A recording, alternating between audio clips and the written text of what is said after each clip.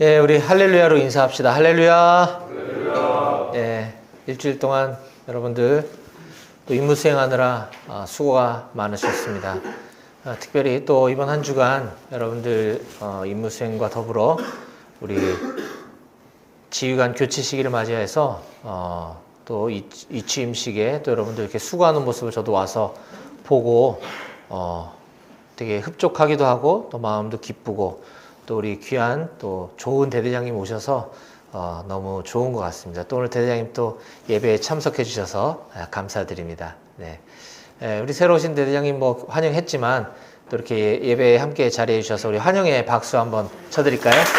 감사합니다. 박수 소리가 평상시보다 더 우렁찬데. 네, 감사합니다. 우리는 지금 창세기 연속 강해 설교를 지금 나누고 있습니다. 제가 창세기 1장 1절부터 쭉 순서대로 진행되어 오고 있는 오늘 네 번째 시간인데요. 창세기는 태초에 이 천지가 어떻게 만들어졌는지부터 시작해서 왜 인간이 죄를 범하게 되었고 그로 인해서 하나님과의 그 사랑의 관계가 단절되어져 가는 과정을 지금 우리가 쭉 이어서 보아오고 있습니다. 지난주에는 우리가 창세기 3장 전반부, 오늘은 14절, 15절을 읽었는데 그 앞부분을 살펴보면서 죄에 빠지지 않으려면 이라는 제목으로 하나님의 말씀을 나눴습니다. 결론적으로 죄에 빠지지 않으려면, 우리 지금 마이크 소리 잘 나오나요? 조금만 볼륨 높였으면 좋겠다. 네.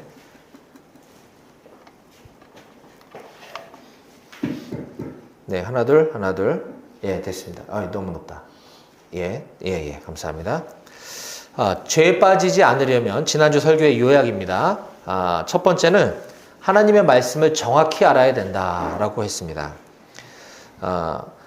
하와가 뱀의 유혹, 그것도 하나님의 말씀을 살짝 꼬아서 유혹했을 때 하와가 쉽게 넘어갈 수 있었던 것은 하나님의 말씀을 정확히 알지 못하고 대충 알았기 때문이다 라는 말씀이었고요. 두 번째, 죄에는 전염성과 확산성이 있다 그랬습니다.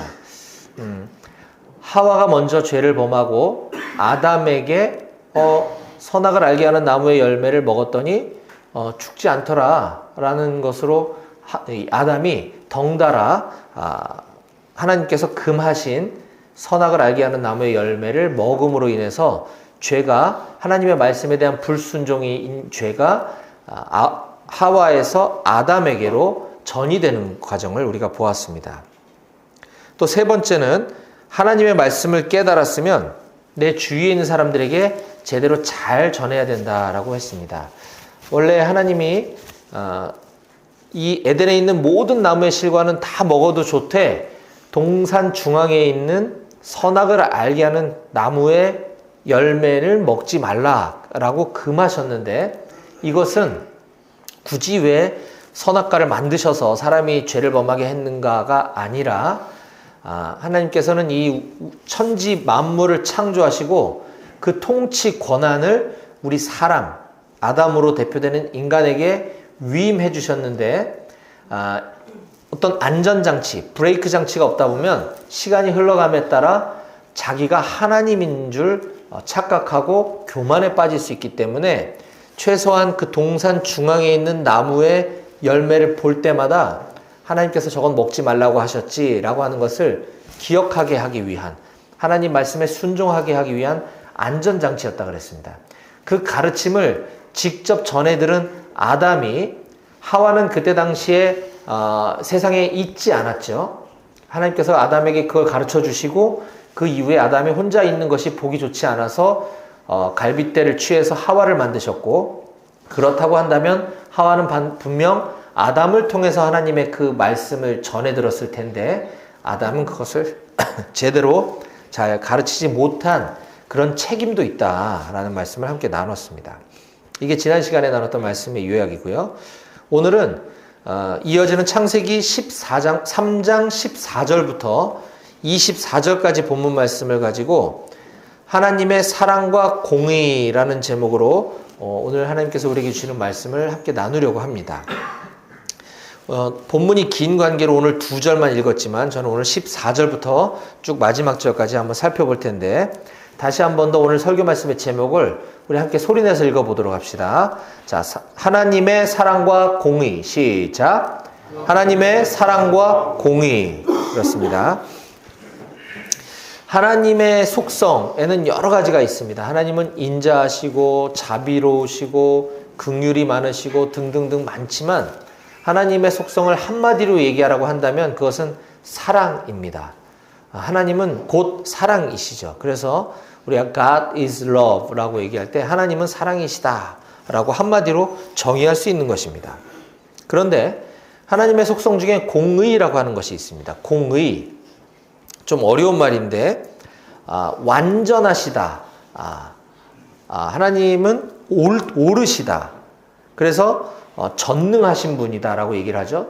따라서 하나님은 완전하시고 전능하시기 때문에 죄와 함께 하실 수가 없으신 분입니다. 그래서 죄는 반드시 심판하셔야 되는 분이시라는 거죠. 이것이 하나님의 속성, 중요한 속성인 공의라고 하는 것인데 이걸 많은 크리스찬들이 잘 이해하지 못해서 이 사랑과 공의는 정반대의 속성인 것으로 많이들 혼돈을 갖고 있습니다.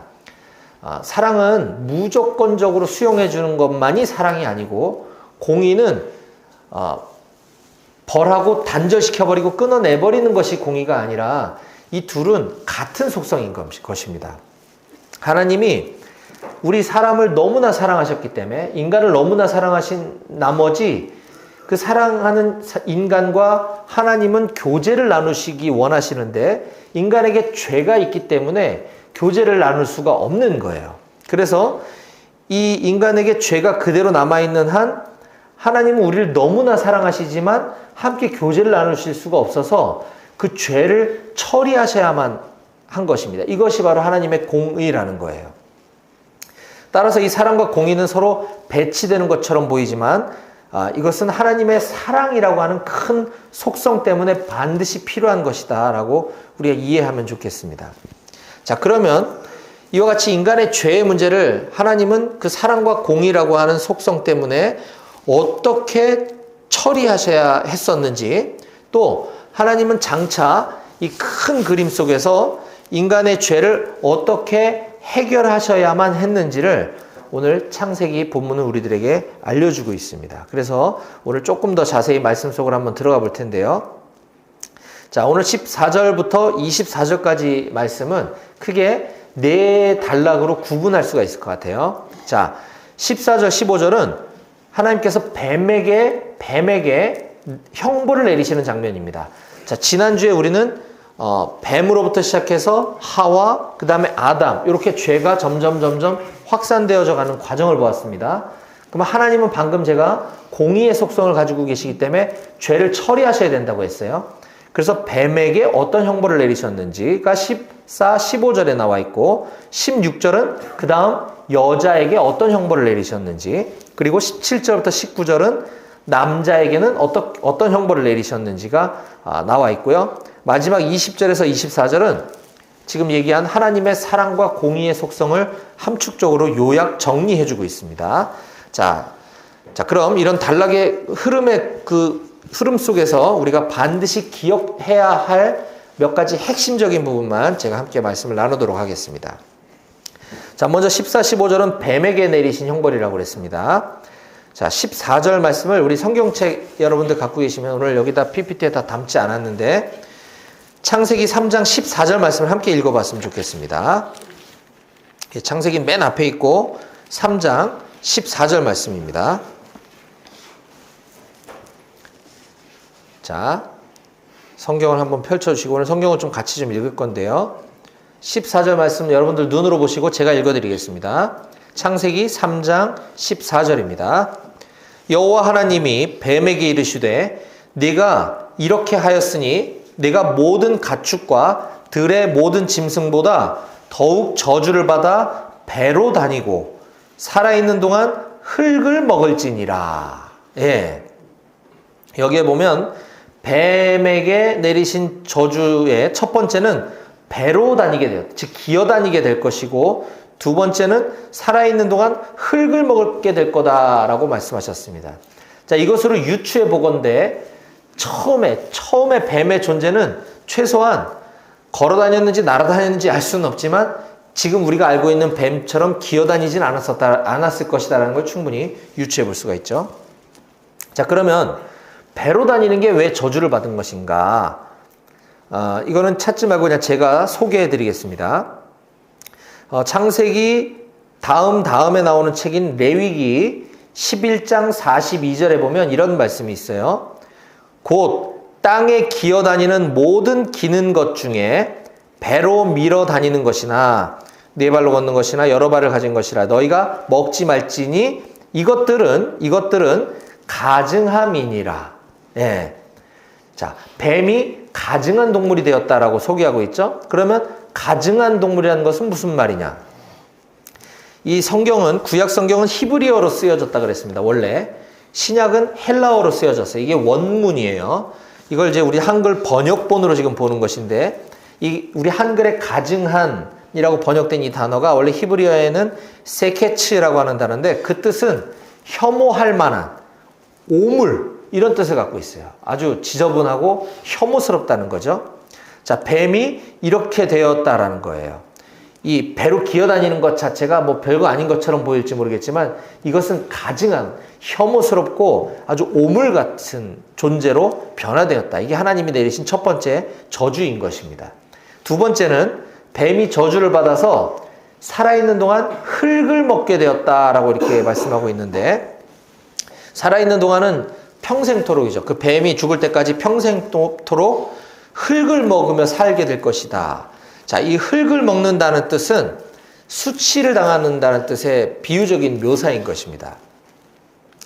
시편 72편 9절에 보면 시편 72편 9절에 보면 우리가 가지고 있는 성경 표현이 조금 어려워서 한글 성경 중에 또 다른 번역본인 여러 가지 번역본들이 있는데 제가 새 번역으로 한번 읽어드려 볼게요. 시편 72편 9절은 이렇게 얘기하고 있습니다. 광야의 원주민도 그 앞에 무릎을 꿇게 해주시고 그의 원수들도 땅바닥에 먼지를 핥게 해주십시오. 이 흙이라는 단어와 먼지라는 단어가 같은 말입니다. 원수들을 향하여 이 시편 저자가 땅바닥에 먼지를 핥게 해달라라고 하나님께 탄원하는 장면이 시편 72편입니다. 또 미가서 구약에 있는 여러 소예언서 중에 미가서라고 하는 책이 있어요. 7장 17절에 보면 그들이 뱀처럼 티끌을 핥으며 땅에 기는 벌레처럼 무서워 떨면서 그 좁은 구멍에서 나와서 두려워하며 주 우리 하나님께로 돌아와서 주님 때문에 두려워할 것입니다. 또 이것도 마찬가지 그들이 뱀처럼 티끌을 핥게 될 거다라고 얘기를 합니다. 이 수치를 당하는 장면을 묘사한 거죠. 이처럼 하나님께서 뱀에게 내리신 형벌로서 뱀은 우리가 지난 시간에 이 가장 지혜로운 동물이면서 동시에 가장 교활한 짐승이라고 얘기를 했죠. 뱀은 원래 최초의 지혜로운 짐승이었어요. 그래서 예수님께서도 너희가 뱀처럼 지혜롭고 비둘기처럼 순결하길 원한다라고 말씀하셨죠. 자, 이렇게 지혜롭게 만들어졌던 뱀이 형벌을 받아 가증한 동물, 혐오스러운 동물이 되었고 땅바닥에 먼지를 핥으며 살게 되는 수모를 겪게 되는 이런 징벌이 내려졌음을 우리가 볼 수가 있습니다. 또 뱀에게 내리신 형벌은 두 번째 형벌이 또 있는데 자, 오늘 창세기 3장 15절 말씀을 이번에는 같이 함께 한번 읽어봅시다. 이거 중요한 말씀입니다. 창세기 3장 15절 말씀은 성경에서 나오는 몇 가지 중요한 말씀 중에 하나예요. 같이 함께 소리내서 읽어봅니다. 시작. 내가 너로 여자와 원수가 되게 하고 내 후손도 여자의 후손과 원수가 되게 하리니 여자의 후손은 내 머리를 상하게 할 것이요 너는 그의 발꿈치를 상하게 할 것이니라 하시고. 예, 이 말씀이 무슨 말이냐? 뱀에게 하신 말씀이죠. 여자와 원수가 되게 하고 내 후손도 여자의 후손과 원수가 되게 하리니 여자의 후손은 내 머리를 상하게 할 것이요 너는 그의 발꿈치를 상하게 할 것이니라. 이거 뭐 여자가 등산 갔다가 뱀이 물라고 그래서 발로 밟고 뭐 뱀이 여자의 발꿈치를 물었나 보다 이런 뜻이 아니고 이것이 아니고 이 말씀은 이 원시복음이라고 하는 이제 학자들은 이름을 붙인 구절입니다. 원시복음. 복음이 뭡니까? 기쁜 소식이죠. 바로 예수 그리스도에 관한 소식을 우리가 복음이라고 얘기를 하는데 지금 창세기는 예수님이 등장하기 엄청 오래 옛날 전 일이잖아요. 근데 여기 지금 원시복음이라고 하는 타이틀이 붙은 것은 이것이 장차 이때 창세기가 쓰여졌을 때는 먼 미래에 메시아이신 예수 그리스도가 오실 것을 예언하는 장면입니다. 이게. 그래서 뱀이 여자의 후손과 원수가 될 것이다. 여자의 후손은 그럼 누구냐? 이것이 바로 예수 그리스도를 말하는 것인데, 자, 이것이 왜 예수 그리스도를 말하는 거냐? 너무 비약 아닙니까? 라고 생각될 수 있는 제가 설명을 드리면 이렇습니다. 자, 후손이라고 하는 이 단어, 우리가 보통 뭐 아무개의 후손 이렇게 얘기를 하면 그 후손은 단수입니까? 복수입니까? 복수겠죠, 당연히. 예, 뭐 태조 이성계의 후손이라고 얘기를 하면 그 후손은 엄청 많은 거잖아요. 복수를 쓰죠, 당연히. 근데 이 히브리어 이 후손이라고 하는 이 제라라고 하는 히브리어 단어는 히브리어는 시제와 남성 명사인지 여성 명사인지를 명확하게 씁니다. 같은 단어도 이것을 복수로 쓰느냐 단수로 쓰느냐가 구분이 되어 있어요. 근데 이 여자의 후손할 때 이 후손이라고 하는 단어는 남성 명사를 썼고 단수로 쓰여졌습니다. 이것이 특징이에요. 자, 그러면 여자의 후손으로 올 그 누군가를 지목하고 있다는 것을 우리가 알 수 있는 것이죠. 그리고 보통 우리가 후손이라고 하면 당연히 남성 중심으로 후손을 얘기하지 여자의 후손이라는 표현을 쓰질 않아요.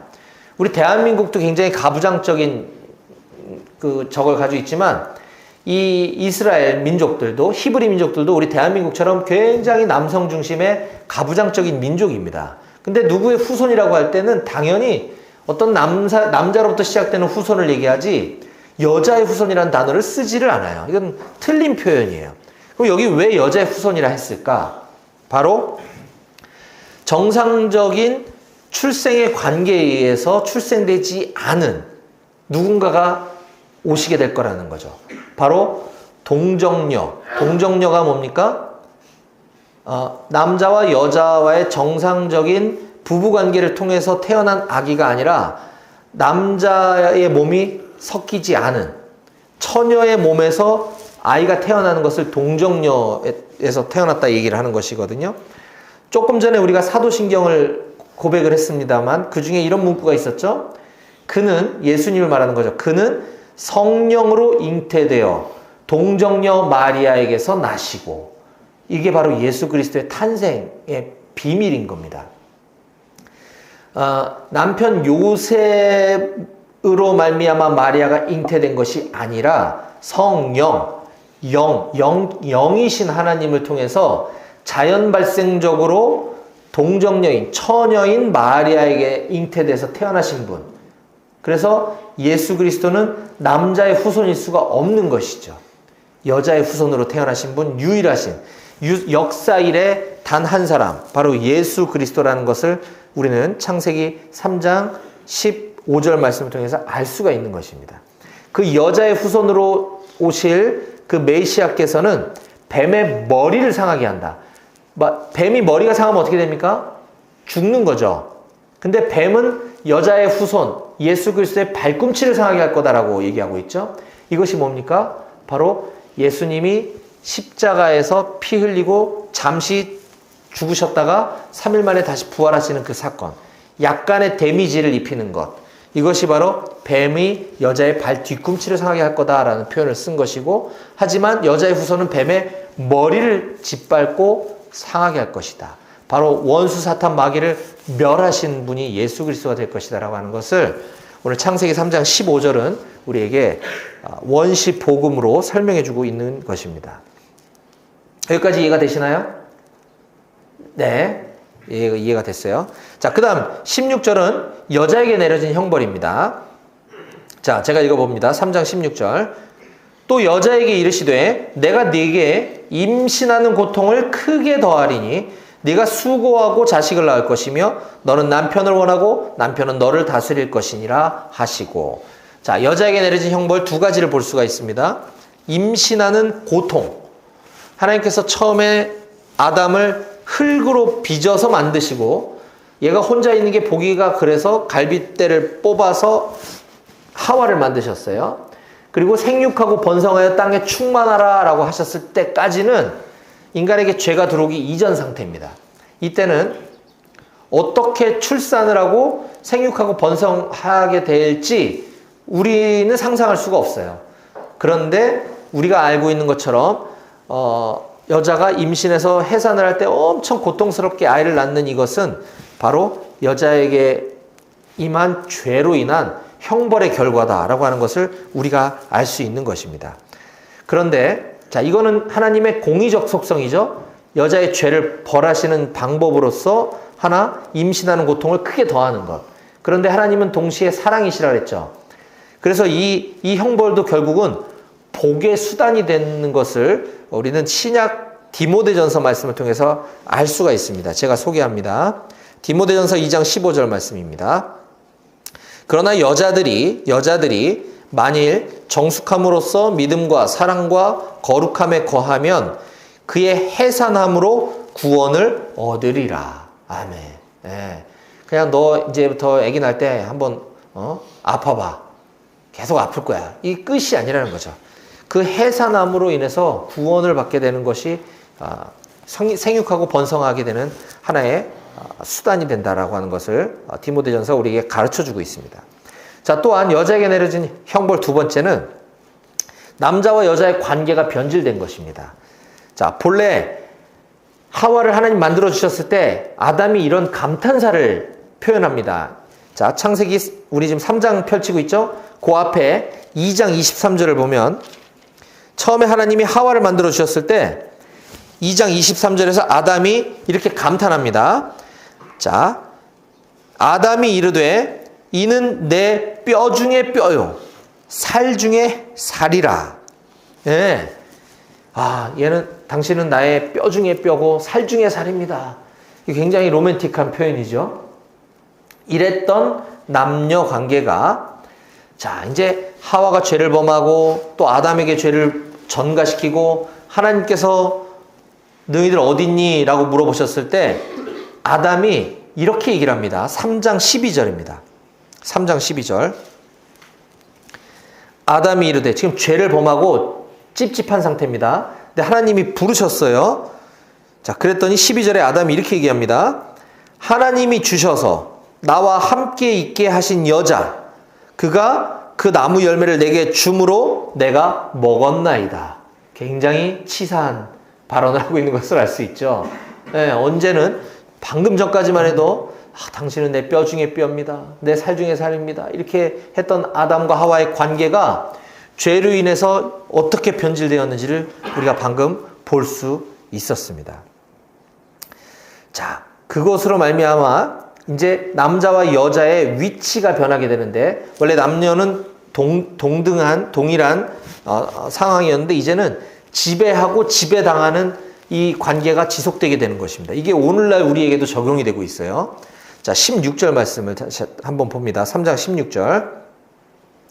내가 너에게 임신하는 고통을 크게 더할 것이니 너는 고통을 겪으며 자식을 낳을 것이다. 자, 네가 수고하고 자식을 낳을 것이며 너는 남편을 원하고 남편은 너를 다스릴 것이니라 하시고.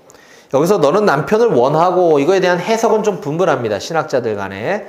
그런데 다른 번역본들을 쭉 살펴보니까 이게 명확하게 클리어될 수 있었던 것 같아요. 자, 새 번역에는 여기를 이렇게 표현하고 있습니다. 여자한테 하시는 말씀입니다. 네가 남편을 지배하려고 해도 남편이 너를 다스리게 될 것이다. 예. 갑자기 왜 동등했던 남녀의 지위가 여자가 왜 남자를 다스리려고 합니까? 예. 여자는 남자를 다스리려고 할 거고 남편은 너를 결국 다스리게 할 거야.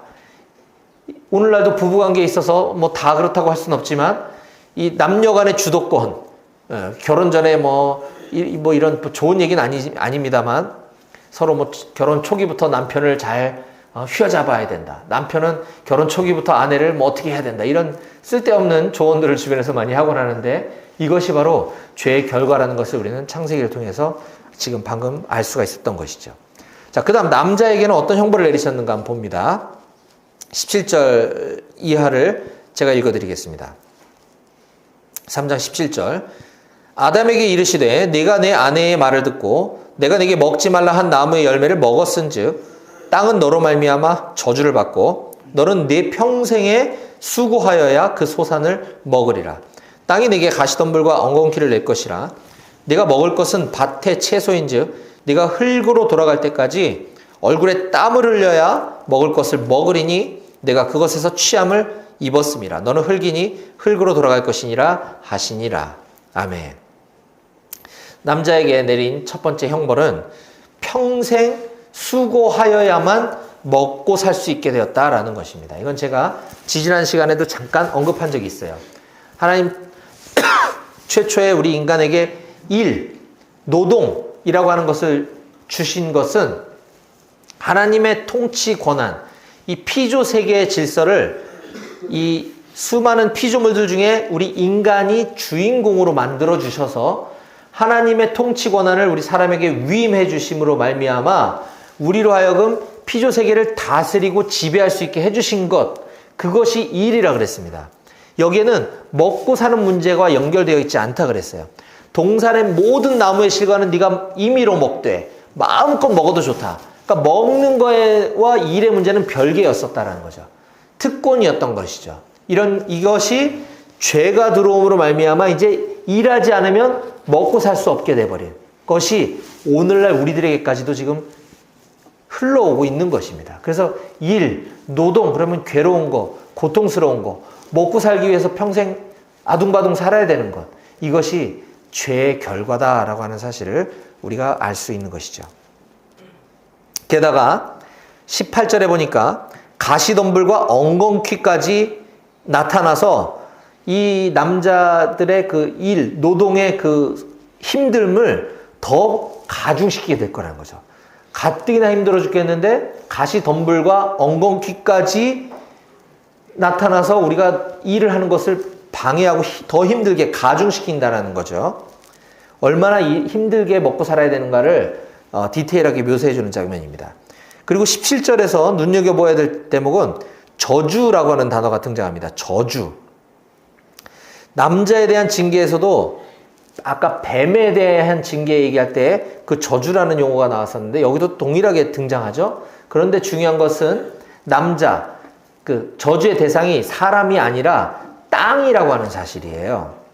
야, 여기서 또 우리가 하나님의 공의와 동시에 사랑의 속성을 느낄 수가 있는 것은 분명 사람이 죄를 범했음에도 불구하고 하나님은 인간을 저주하지 않으셨다. 땅을 저주하셨다라고 하는 사실입니다. 예. 이것이 하나님의 공의와 사랑의 속성을 임을 우리가 발견할 수 있는 거죠.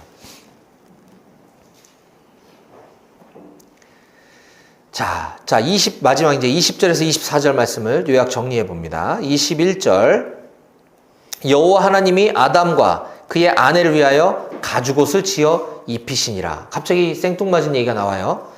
지금 죄를 하나님께서 뱀에게, 여자에게, 남자에게 어떤 징계를 내리셨는지를 우리가 하나님의 공의적 속성에서 살펴봤습니다. 그리고 나서 나오는 문장이 아담과 그의 아내를 위하여 가죽옷을 지어 입히셨다라는 표현이 등장합니다. 이 가죽옷이야말로 하나님의 은혜의 상징인 거죠. 인간이 처음에는 벌거벗고 살아도 아무렇지도 않았어요. 이상하지가 않았어요. 근데 선악을 알게 하는 나무의 열매를 먹는 순간 부끄러움과 수치를 느끼게 됨으로써 그 인간의 죄의 결과 제일 먼저 행동했던 것이 무엇이었냐면 3장 7절에 이렇게 얘기하고 있습니다. 자, 아담과 하와가 죄를 범하고 나서 제일 먼저 한 행동입니다. 7절, 3장 7절. 이에 그들의 눈이 밝아져 자기들이 벗은 줄을 알고 무화과 나무 잎을 엮어 치마로 삼았더라. 네. 부끄러움을 가리기 위해서 무화과 나무 잎을 따서 치마를 만들어 입게 되었다라는 거예요. 자, 그런데 하나님께서는 이 무화과 나무의 잎이 아닌 헤어지지 않는 짐승의 가죽으로 가죽옷을 만들어서 지금 바꿔 입히셨다라는 말이 등장하는데, 이것이 갖고 있는 의미가 무엇이냐면, 이것도 굉장히 중요한 구절입니다. 자, 하나님께서는 비록 죄를 지은 인간이지만 그들을 너무나 사랑하셔서 이 생명을 보존해 주시기 위해 짐승의 가죽옷을 입히셨는데, 자, 짐승의 가죽으로 옷을 만들기 위해서는 어떤 짐승이 희생되어져야 되겠죠. 그렇죠? 짐승을 잡고 짐승이 죽어야 그 가죽을 취할 수 있고 그걸로 옷을 만들 수 있는 것입니다. 자, 이처럼 인간의 죄는 결국 하나님께서 짐승의 피를 흘림으로 그 죄를 가려주셨다라고 하는 것을 우리가 이 구절을 통해서 깨달을 수 있는 것이에요. 자, 다시요. 인간의 죄는 하나님만이 가려주실 수 있는데, 그거는 하나님께서 짐승의 피를 흘림으로 인간의 죄를 가려주셨다. 이것이 가죽옷을 지어 입히신 사건인데, 이 피 흘림의 제사, 누군가 피를 흘려서 인간의 죄를 가려주신 분, 그분이 또한 예수 그리스도라는 사건을 우리가 알 수 있는 겁니다. 이제 창세기 3장 마지막 부분 장면을 보면서 성경이 우리에게 주시는 교훈을 한번 살펴보겠습니다. 22절, 23절입니다. 여호와 하나님이 이르시되 보라, 이 사람이 선악을 아는 일에 우리 중 하나같이 되었으니, 이 지금 하나님 삼위일체 하나님이시죠. 성부, 성자, 성령 하나님께서 같이 계시는 거예요. 그래서 우리라는 표현을 쓰신 겁니다. 자, 여호와 하나님이 이르시되 보라, 이 사람이 선악을 아는 일에 우리 중 하나같이 되었으니 그가 그의 손을 들어 생명나무의 열매도 따먹고 영생할까 하노라 하시고, 여호와 하나님이 에덴 동산에서 그를 내보내어 그의 근원이 된 땅을 갈게 하시니라. 앞서 하나님은 죄를 지은 인간에게 은혜를 베풀어 주시는 사랑의 하나님이시지만 죄를 없는 것으로 하실 수는 없다 그랬습니다. 그래서 내리신 처분은 지상 낙원, 천국과 같은 에덴에서 인간을 쫓아내신 사건인데, 이 생명나무의 열매는 영원히 죽지 않고 살 수 있었던 것인데 이제 더 이상 먹지 못하도록 하나님께서 조치하셨죠. 그 다음에 24절입니다. 이같이 하나님이 그 사람을 쫓아내시고 에덴 동산 동쪽에 그룹들과 두루 도는 불칼을 두어 생명나무의 길을 지키게 하시니라. 철저하게 봉쇄시키신 거죠. 차단시키신 거예요.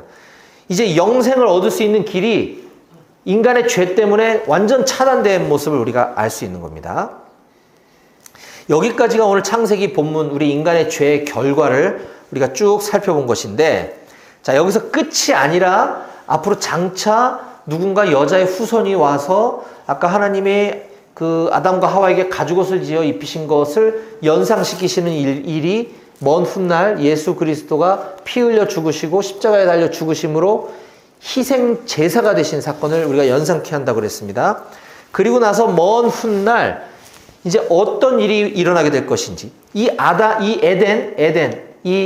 무너진 에덴이, 추방당한 그 에덴과 인간의 관계가 지금 현재 시점을 살고 있는 우리와 또 먼 미래에, 우리도 아직 겪어보지 않은 그 먼 미래에 어떻게 회복되는지를 보여주고 있는 책이 있습니다. 요한계시록인데요. 자, 한번 찾아봅니다. 맨 뒤에 있는 책이 요한계시록입니다. 창세기는 성경 맨 처음, 요한계시록은 맨 마지막 22장, 요한계시록 22장, 여기 마지막으로 읽고 말씀을 마칠 겁니다. 22장 1절부터 5절까지를 한번 봅니다. 자, 분명 생명나무의 열매, 영원한 생명을 얻을 수 있는 생명나무의 열매를 먹을 수 없도록 하나님께서 조치하신 것을 우리가 창세기 3장 24절에서 보았어요. 에덴 동산에서 쫓아내시고 천사를 세워서 두루 도는 불칼을 들고 접근하지 못하도록 차단하셨어요. 완전히. 자, 그리고 나서 예수 그리스도께서 2000여 년 전에 오셔서 그 죄의 문제를 해결을 해주셨단 말입니다. 근데 아직 우리는 에덴 동산에 들어가지 못했어요. 이제 나중에 언젠가 에덴 동산은 천국을 말하는 것인데 그것을 어떻게 회복시켜 주시는지 한번 봅니다. 계시록 22장 1절부터 5절입니다. 제가 읽어드리겠습니다. 22장 1절부터 또 그가 수정같이 맑은 생명수의 강을 내게 보이니 하나님과 및 어린 양의 보좌로부터 나와서 길 가운데로 흐르더라. 이게 지금 천국의 미래에 우리가 만나게 될 천국의 모습인데요. 이것이 에덴이 회복된 것입니다. 자, 길 22장 2절 길 가운데로 흐르더라. 강 좌우에 생명나무가 있어 12가지 열매를 맺되 달마다 그 열매를 맺고 그 나무 잎사귀들은 만국을 치료하기 위하여 있더라.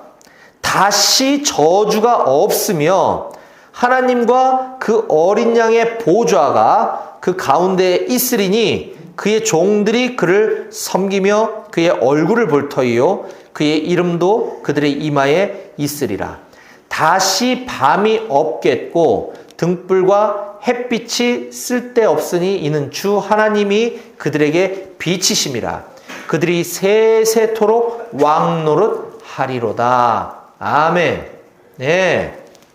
여기서 그들은 장차 천국에 들어갈 여기 있는 저와 여러분들을 말하는 것입니다. 하나님과 어린 양의 보호자로부터 흘러나오는 그 강 좌우에 생명나무가 있다라고 말하고 있어요. 하나님과 어린 양이 바로 예수 그리스도죠. 희생 제물이 되신 분.